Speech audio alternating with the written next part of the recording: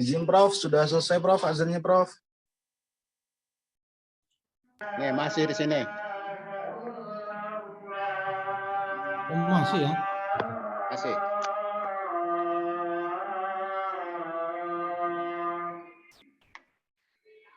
Ya, baru selesai di sini azannya. Alhamdulillah. Jadi saya kira itulah landasannya mengapa TAP MPR itu dihidupkan kembali, ya. Persoalan kewenangannya itu mau ditambah lagi, dikembalikan. Kalau saya sih melihatnya kewenangan MPR itu harusnya sih diperkuat sebagaimana semula.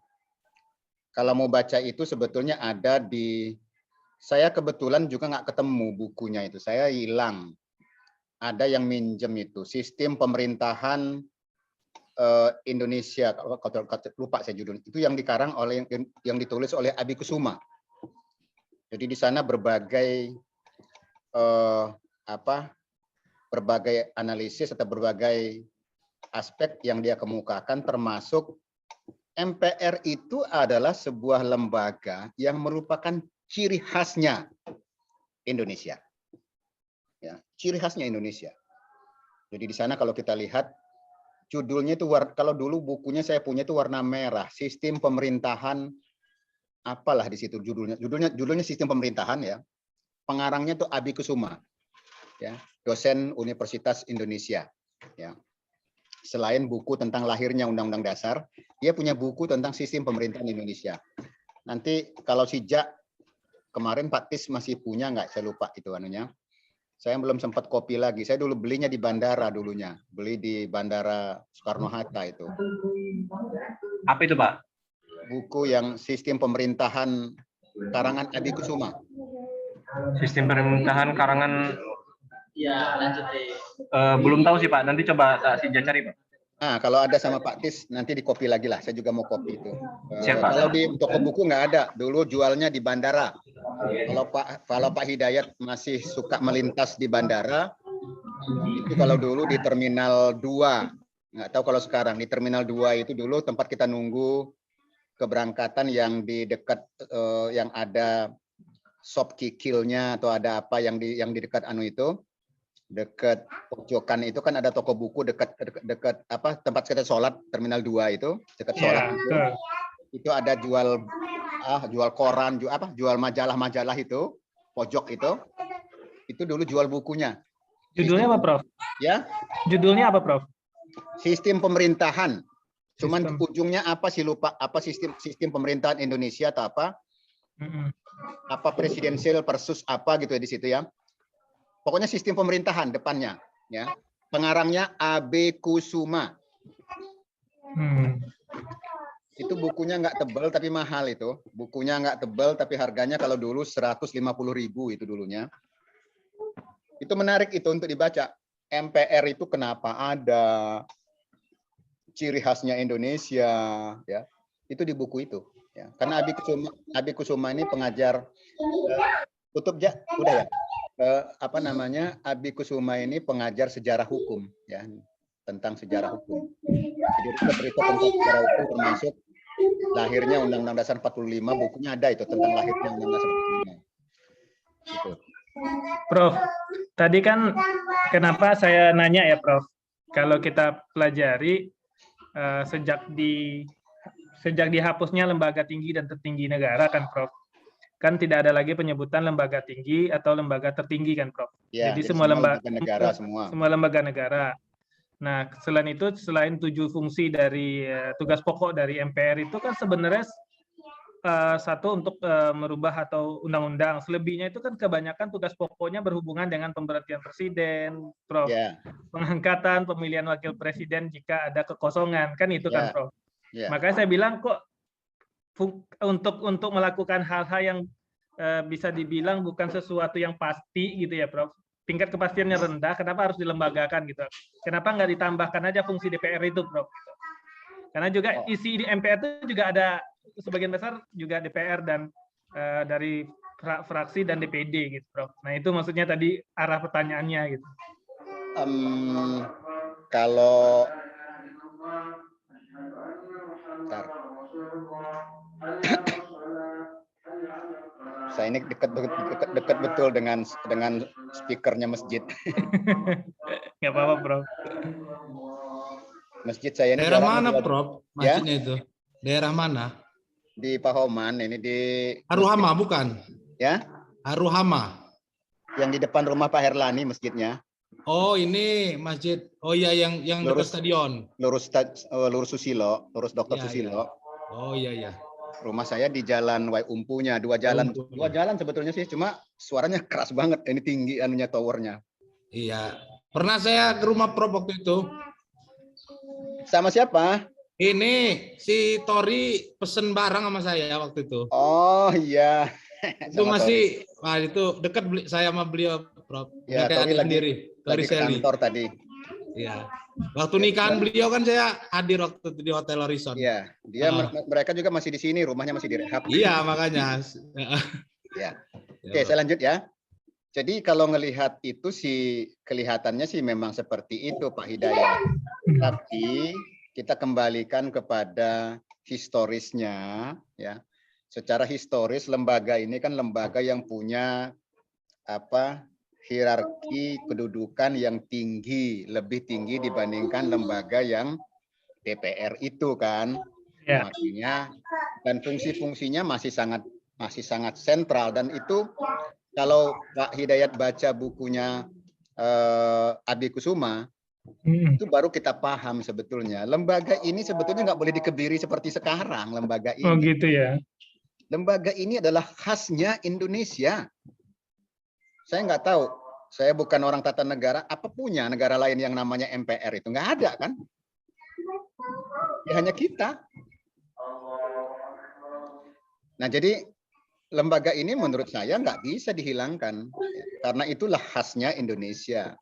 Punya lembaga yang namanya Majelis Permusyawaratan Rakyat, yang fungsinya itu tadi. Ya, setelah di amandemen hilanglah fungsi yang menetapkan garis-garis besar haluan negara. Ini sekarang kan ada wacana nih amandemen kelima, nggak tahu mulai kapan bisa. Peluangnya kan dibuka di Undang-Undang Dasar itu, di peluangnya ada kewenangan MPR di sana kan. Nah persoalannya adalah ketika dibuka ini kan yang dikhawatirkan ini kan agendanya melebar kemana-mana. Makanya sampai dengan sekarang kayaknya masih tarik ulur juga itu sebetulnya. Salah satu sebenarnya yang paling kencang menggagas itu DPD, ya, Dewan Perwakilan Daerah itu. Karena kewenangan DPD itu kan masih takut salah ngomongnya nih jadinya. Kewenangannya kan itu terkait dengan salah satunya membawa aspirasi daerah dalam konteks mewujudkan peraturan perundang-undangan yang terkait dengan daerah.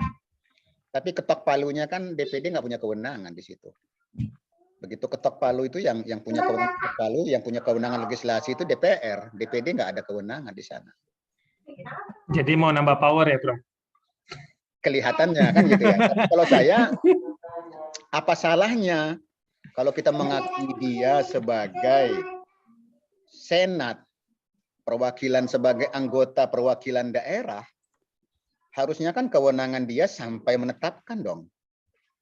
Jangan cuma misalnya dia mengusulkan perubahan undang-undang Pemda segala macam yang punya kepentingan daerah, tapi begitu ketok palu dia nggak punya kewenangan. Apa takut disintegrasi nggak, Prof? Ya. Karena gini, sekarang kita kan sekarang kita ini kan desentralisasi kan, Prof. Tetapi tidak sepenuhnya desentralisasi kan, Prof. Nah, kalau misalkan kewenangan DPD ini ditambah seperti itu, desentralisasinya semakin kuat, Prof. Apakah takut disintegrasi bangsanya makin kenceng nih? Kewenangannya DPD kan sebetulnya kan dalam konteks memperkuat dari sisi kebijakannya saja. Sekarang kan dia hanya sampai di tahap mengusulkan rekomendasi, ketok palunya kan enggak gitu ya. Saya kira itu. Kalau konteks desentralisasinya tetap saja Pak, yang namanya desentralisasi itu, konsep besar desentralisasi itu tidak bisa lepas dari konsep negara kesatuan. Mau apapun seluas kewenangannya, seluas apapun, yang namanya desentralisasi itu nggak bisa lepas dari yang namanya konsep NKRI itu. Karena dalam konsep negara kesatuan Pak, apalagi sistem pemerintahan kita dari yang sekarang presidensial ini, presidensial ini, pemegang tertinggi kekuasaan eksekutif itu ada pada presiden, Pak. Jadi Ya, semua betul. kekuasaan pemerintahan itu ada pada presiden. Kalau suatu saat presiden bilang semua saya ambil, saya pegang semua, ya memang kewenangan presiden kan gitu. Iya. Jadi desentralisasi itu karena pemerintah menganggap tidak semua kewenangan bisa dijalankan dengan baik, maka sebagian kewenangan itu didistribusikan. Ya, distributed power baik secara vertikal maupun secara horizontal. Jadi dibagi-bagi. Tapi bagi-bagi itu kan tetap dalam rentang kendali petampuk pemegang kekuasaan pemerintahan itu ya siapa? Ya presiden. Kan gitu. Karena nggak mungkin jalankan semua, sebagian dikasihlah kepada para menteri-menterinya, gitu, kepada lembaga-lembaga negara yang lain. Ya. Tetapi secara menyeluruh sebetulnya kewenangannya ada pada presiden. Makanya kapan saja, tapi tentu dengan aturan main yang ada ya. Ya. Jangan lupa kalau orang hukum itu kalau kewenangan dibagi dengan undang-undang maka ditarik dengan undang-undang. Nggak boleh dibagi dengan undang-undang ditarik dengan di bawahnya. Ya. Artinya kapan saja kewenangan daerah itu mau ditambah asal dengan undang-undang boleh. Kapan saja sebaliknya mau ditarik oleh pusat asal dengan undang-undang boleh. Nah ini persoalannya kan kalau semakin ditarik banyak ke pusat kan berarti semakin kerdil lah desentralisasinya itu kan gitu. Iya. Semakin kecil. Kalau semakin kecil kewenangan daerah itu maka lagi-lagi semakin kecil pula kemampuan daerah itu untuk mengatur dirinya sendiri kan untuk kesejahteraan rakyatnya sendiri. Iya. Semua dikendalikan oleh pusat. Sementara desentralisasi itu kan tujuan dasarnya itulah bagaimana memberdayakan masyarakat di daerah termasuk pemerintahnya. Tapi undang-undang nggak ngomong kan, nggak ada kata-kata memberdayakan pemerintah di daerah, enggak, memberdayakan masyarakat di daerah. Jadi sekali lagi nih Pak Hidayat, dari sisi hukum harus dipahami bahwa desentralisasi tidak bisa lepas dari Negara Kesatuan Republik Indonesia. Jadi enak ini sebenarnya dalam konsep Negara Kesatuan itu, karena memang tidak akan ada istilah desentralisasi kalau negaranya bukan negara kesatuan. Kalau federal itu bukan desentralisasi namanya sebetulnya. Karena yang membagi kewenangan itu bukan pusat kepada daerah.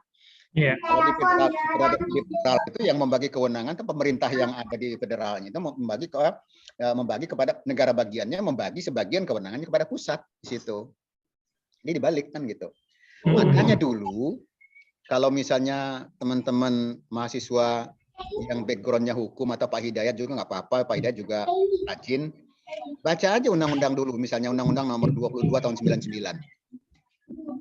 Undang-Undang Pemerintahan Daerah kita Nomor 22 Tahun 99, itu banyak yang mengkritisi, banyak yang memberikan komentar, analisis, seolah-olah dalam tanda petik mereka mengatakan ketika itu di Undang-Undang Nomor 299 itu negara Indonesia ini seolah-olah bukan lagi negara kesatuan, tapi sudah negara federal dibungkus dengan ya, istilah mereka ya. Pasti banyak yang komen salah itu istilah, disilakan aja, tapi saya memahaminya gampang itu. Seolah-olah negara kesatuan bungkusnya, tapi isinya sudah negara federal. Kenapa? Baca aja di Undang-Undang Nomor 22 Tahun 99 itu. Dulu konsepnya di Undang-Undang 22 itu semua kewenangan itu, hampir semua kewenangan itu adalah kewenangan daerah, sisanya baru kewenangan pusat. Itu kan jadi dibalik itu, kayak konsep negara federal itu, Undang-Undang 22 itu. Jadi dulu kalau nggak diatur secara rinci di undang-undang itu, pokoknya yang nggak diatur punya daerah. Itu di Undang-Undang 22 itu. Jadi itu konsep yang sehingga dulu masih ingat misalnya Pak Hidayat posisi di mana waktu itu atau teman-teman yang lain posisi di mana sekitar tahun 99. Dulu banyak istilah muncul kan, raja-raja kecil di daerah. Iya, betul, betul, Prof. Panggil gubernur nggak mau datang, Iya, betul. rapat nggak mau datang. Peraturan daerah sejak diketok oleh DPR, mereka sama DPRD langsung berlaku. Itu di era 99 sampai 2004 itu. Itu. Jadi sudah kebablasan gitu ya, anunya. Alhamdulillah itu Prof, sudah dirubah Prof. Prof. Ya, undang-undang sekarang sudah 2014, Pak. Sudah 2 kali dirubah, Pak, itu undang-undangnya. 2015 sekarang Prof udah Prof. Itu hanya perubahan beberapa pasal saja. Iya. Ya. Undang-undangnya Prof, masih 23 boleh 2014. lanjutin nanya Jadi nggak, kalau Prof? dibaca lagi malah ada yang 2020, Pak. Prof, saya juga mau nanya nih, Prof. Silakan. Ya, silakan. Ya, Prof. Perkenalkan saya Alfiando, Prof. Ini saya tertarik, kalau saya lebih tertarik sama, tapi mohon izin meluruskan dulu, Prof. Tadi kan saya dengar kata Prof, tentang social engineering itu, Prof.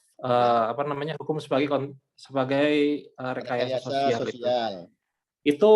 Itu bukan teorinya Prof. Mukhtar Kusumaatmadja, tapi itu teorinya Ruskupon, Prof. Tahun 1942. Nah, ini saya mau bertanya tentang itu, Prof. Kalau teorinya Ruskupon itu kan hukum itu memiliki peranan untuk merubah tatanan sosial, Prof. Kalau dalam teorinya Ruskupon. Tapi kalau saya baca teori-teori sosial yang lain, bisa diartikan rekayasa sosial itu adalah seni memanipulasi, Prof. Jadi kan bisa dibilang juga memanipulasi, Prof. Kalau rekayasa sosial, kalau menurut Weber itu adalah seni memanipulasi. Nah, pertanyaan saya, Prof, apakah ada upaya negara untuk memanipulasi rakyat melalui hukum, Prof? Itu pertanyaannya. Lalu jika ada, ke arah mana, Prof? Ke arah cita-cita negara atau ke arah cita-cita politik golongan, Prof? Itu sih pertanyaan saya, Prof. Ini Kasih, Prof. pertanyaannya harusnya dijawab oleh teman-teman juga, tugas ini harusnya ya. Pertama Oh, saya klarifikasi. Jadi tadi tugas. Pertama saya klarifikasi, mungkin saya tadi kurang melanjutkan anunya ya. Memang social engineering itu sumbernya dari Ruskupon ya. Itu juga kan sebetulnya kalau mau ditarik asal dari Bentham dan seterusnya ya. The greatest happiness of greatest number itu kan dari sana asalnya, lalu dikembangkan, lalu muncullah teorinya liberty, Prof. Nah, dari Ruskupon itu sebetulnya diturunkan di Indonesia. Tutup dulu suaranya di sana, Pak Hidayat. Dari Ruskupon itulah di Indonesia dikembangkan oleh Mukhtar Kusumaatmadja dengan teorinya yang namanya teori hukum pembangunan. Ya, Pak Mukhtar itu namanya teori hukum pembangunan, Pak Mukhtar itu. Tapi prinsip dasarnya sebetulnya Pak Mukhtar itu menurunkan atau melanjutkan teorinya Ruskupon di Indonesia, versinya gitu. Jadi hukum sebagai sarana pembangunan. Kalau di Ruskupon itu hukum sebagai sarana rekayasa sosial. Kalau yang barunya lagi, kalau mau diakui sebagai teori, Indonesia itu ada teori hukum progresif dari Satcipto Raharjo, atau ada yang mengatakan bukan teori tapi konsep, monggo. Yang menggabungkan itu progresif dengan hukum pembangunan itu ada lagi. Romli ya mengatakan teori hukum integratif. Ya di situ ya. Nanti baca silakan. Saya nggak ngajar teori hukum di S2, tanya sama Pak Tis, saya ngajar teori hukum di S2. Nah, adakah hukum di Indonesia yang digunakan sebagai sarana untuk merekayasa itu? Kira-kira gitu ya pertanyaannya. Lebih ke memanipulasi, ya, Prof. Apakah ada upaya apakah ada upaya negara untuk memanipulasi rakyat lewat hukum, Prof? Kalau ada, itu lebih ke arahnya kemana? Ke cita-cita politik atau cita-cita negara gitu, Prof? Pertanyaan saya, Prof. Saya agak kurang nyambung kalau memanipulasi rakyat, tapi memanipulasi kepentingan tertentu, mengalihkan kepentingan rakyat, sangat bisa. Saya mau tanya, Undang-Undang Nomor 11 2020 yang ada sekarang, kalau Anda analisis menggunakan teori a tool of social engineering tadi, itu bisa digunakan sebagai sarana untuk rekayasa sosial kan sebetulnya. Tapi kepentingan siapa di belakangnya?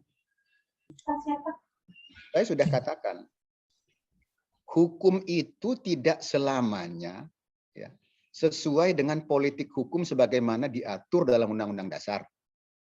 Sudah banyak buktinya, Undang-Undang Air dibatalkan oleh MK. Kenapa? Karena ada yang dibonceng di belakangnya itu.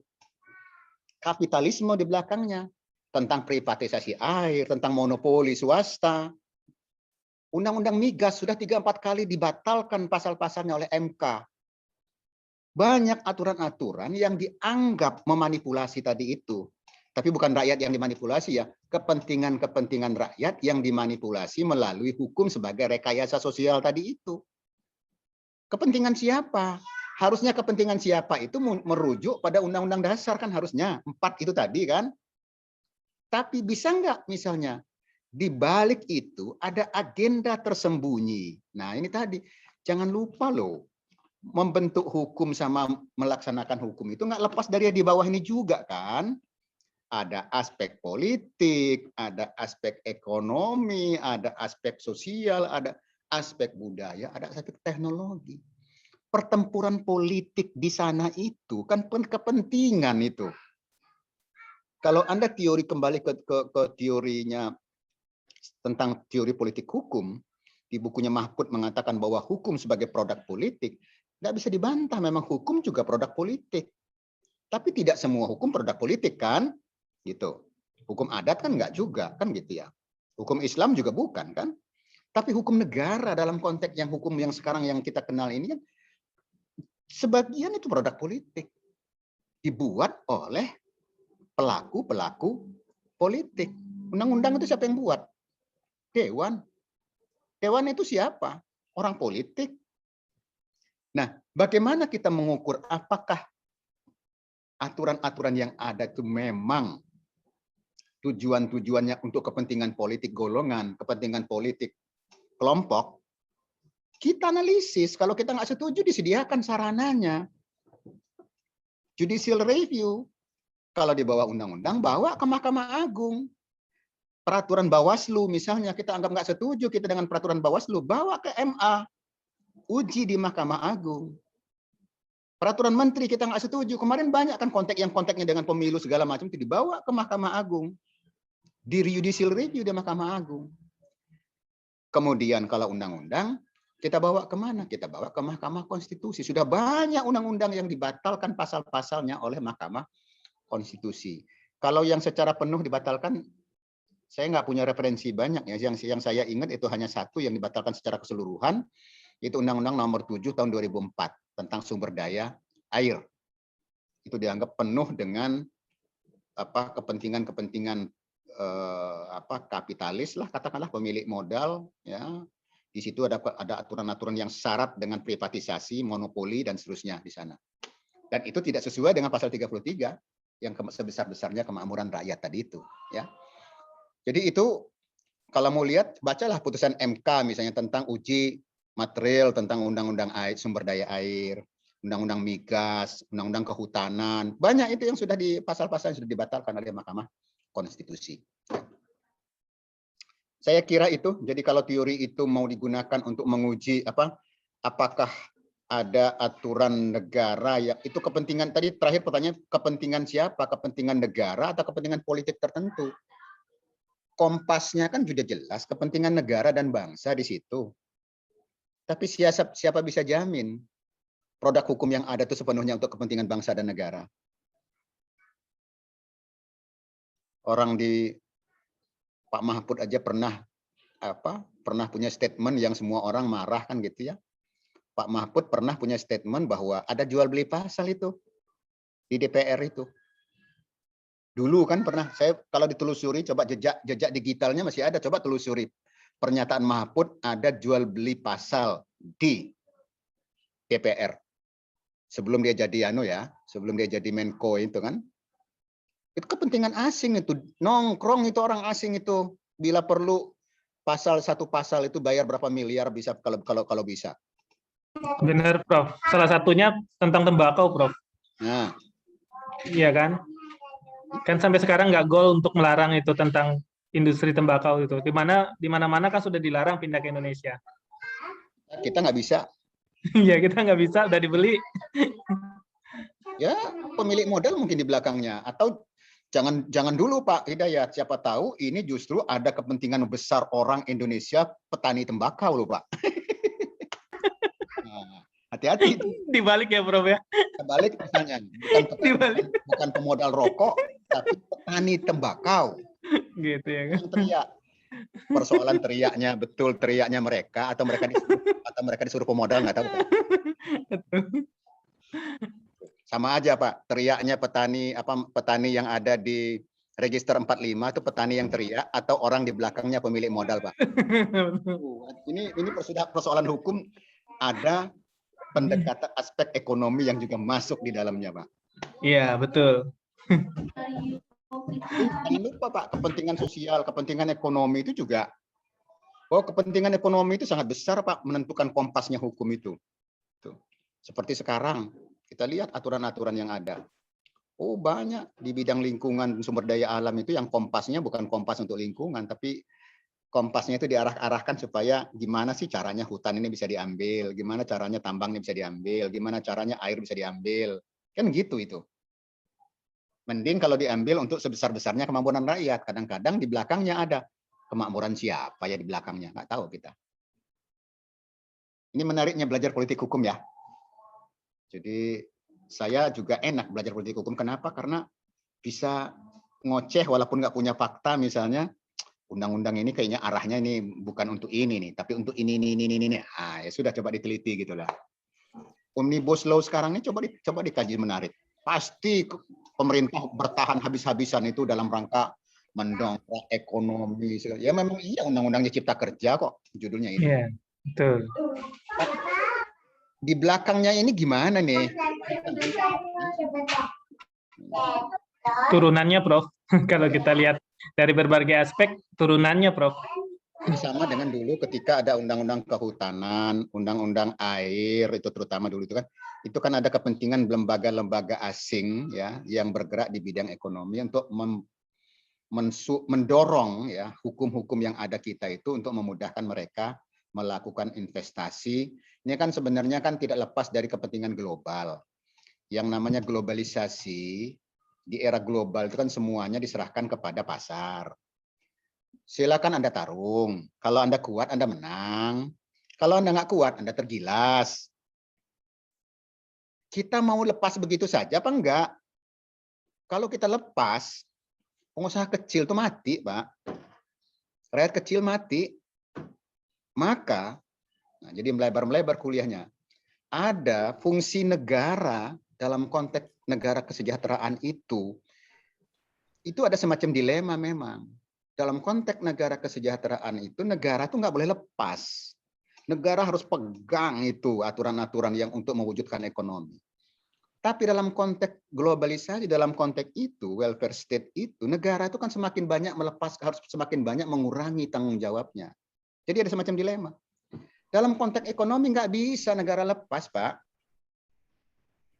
Kalau negara itu berpangku tangan melepaskan fungsi negara, apakah dia fungsi sebagai apakah fungsi sebagai fasilitator, apakah fungsi sebagai regulator, apakah fungsi sebagai wasit.